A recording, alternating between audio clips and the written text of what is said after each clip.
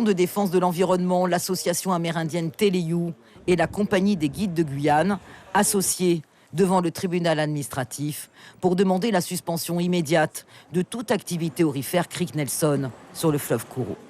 Un opérateur minier y travaille depuis décembre dernier, après avoir obtenu les autorisations requises. La région est aussi la vitrine de l'écotourisme en Guyane. Thomas Saunier fait partie des 5 opérateurs touristiques travaillant dans le secteur, accueillant chaque année 10 000 visiteurs et générant 2 millions de chiffres d'affaires par an. Nous l'avions rencontré l'an dernier sur son lieu de travail, le Kourou. Il dénonçait déjà les dangers que pourrait représenter cette activité minière dans une zone qui, en cas d'accident, polluerait le fleuve, où 2 bassins de captage d'eau sont installés. Ils alimentent en eau potable 100 000 personnes. Nous, on avait dit haut et fort qu'on irait au bout de la procédure judiciaire. C'est une étape, donc on est là et on va essayer de se faire entendre. Les représentants de la préfecture et de la DEAL ont rappelé devant le tribunal que le site avait été contrôlé et que tout était en ordre. Parlant même d'une mine exemplaire. L'avocat de la défense est formel.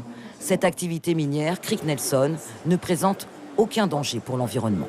Nous exploitons ce site sur le modèle du circuit fermé. Le point d'eau du Dugrat Saramaka est en réalité à plus de 40 km de notre exploitation. L'AEX Trajan ne peut en aucun cas impacter le point de captage du Dugrat Saramaka. C'est une certitude.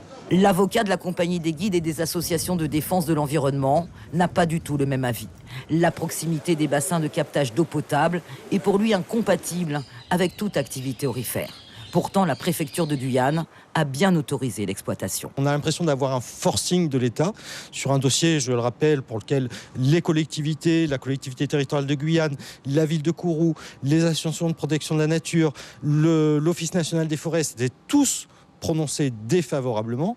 Et finalement, on a un dossier qui est porté à bout de bras par les services de l'État contre l'avis de toutes ces personnes et un dossier qui est affecté d'erreurs d'illégalité qui sont manifestes. Voilà. Donc j'espère que le tribunal fera droit à nos demandes de suspension de manière à ce que les atteintes qui ont déjà débuté cessent définitivement.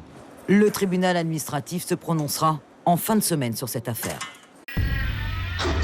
Suivez l'info sur Guyana Première, télé, radio et Internet.